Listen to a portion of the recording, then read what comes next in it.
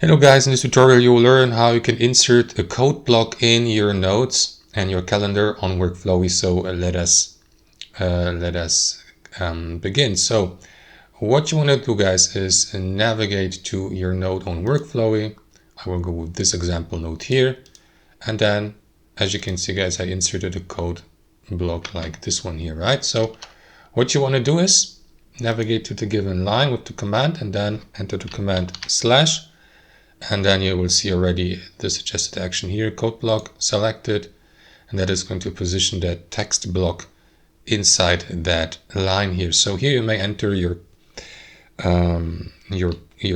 I don't know if it's JavaScript or Python or any code, and then yeah, let me go to example. I don't know, 1, 2, 3, and so on and so forth. So enter it here, and you may also copy it to your clipboard by using this button here to the right. And that's it, guys. So if you click into these three dots here to the left, you may add a comment, or you may turn the code block into any of these here, for example, into a numbered list, to-do list, a table, a divider. I will leave it at code block. Of course, you can do that also with other lines.